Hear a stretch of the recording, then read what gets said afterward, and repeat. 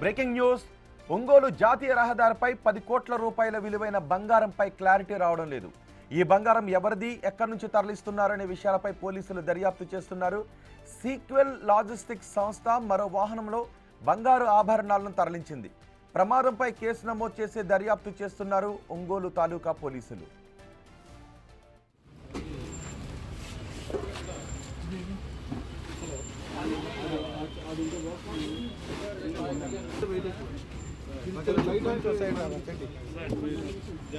నిన్న బంగారంతో వెళుతున్న వ్యాన్ ప్రమాదానికి గురైంది.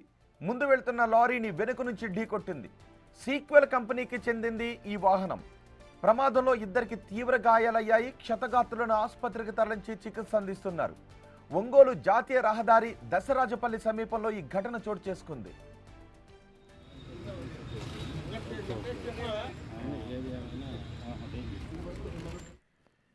ప్రమాదానికి గురైన ఈ వాహనంలో 10 కోట్ల రూపాయల విలువైన బంగారు ఆభరణాలను తరలిస్తూ ఉన్నారు. ఆ సమయంలోనే ప్రమాదం జరిగింది.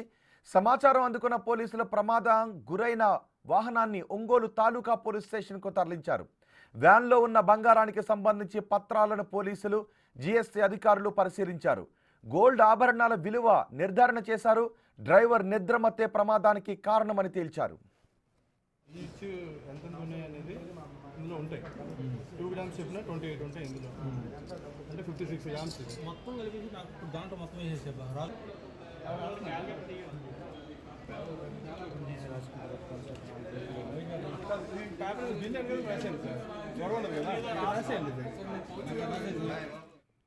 మరింత సమాచారం మా ప్రతినిధి శ్రీనివాస్ అందిస్తారు. శ్రీనివాస్, అధికారులకు ఇవి ఎక్కడి నుంచి ఎక్కడికి తరలిస్తున్నారనే విషయం ఏమన్నా తెలిసిందా? ఇప్పటికైనా సరైన పత్రాలు ఇచ్చారా వాళ్ళు?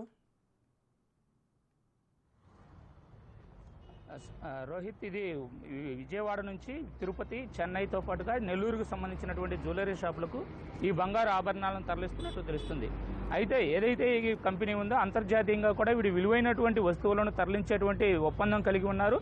అందులో భాగంగానే విజయవాడ నుంచి సుమారు 10 కోట్ల విలువైనటువంటి బంగారు ఆభరణాలను తరలిస్తున్న క్రమంలో డ్రైవర్ నిద్రమత్తుతోటి దశరాజపల్లి సమీపంలో ఒంగోలు జాతీయ రహదారిపై ఈ ప్రమాదం చోటు చేసుకుంది. ముందు వెళ్తున్న లారీని అధిక వేగంతో పోవడంతో పాటుగా నిద్రమత్తులో వెనక వైపు నుంచి భారీగా ఢీకొట్టడం జరిగింది.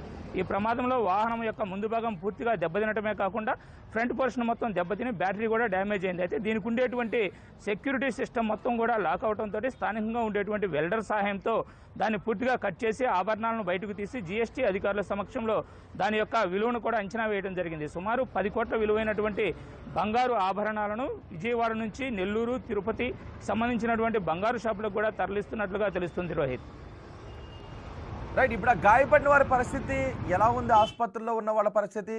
ఇప్పుడు ఇంతకు ముందు చాలా అనుమానాలు పడ్డారు, సరైన పత్రాలు లేవని. ఇప్పుడు పూర్తి క్లారిటీ వచ్చినట్టేనా బంగారానికి సంబంధించి? అయితే బంగారుకు సంబంధించినటువంటి పత్రాలను మొత్తాన్ని కూడా నిన్న ఉదయం నుంచే ఉన్నతాధికారులకు పంపడంతో పాటుగా ఇక్కడ జీఎస్టీ అధికారులు కూడా మొత్తం పరిశీలన చేయడం జరిగింది. అయితే వాహనంలో డ్రైవరు, ఒక సెక్యూరిటీ ఆఫీసర్తో పాటు ఒక గన్మెన్, ముగ్గురు అయితే ప్రయాణం చేస్తూ ఉన్న సందర్భం.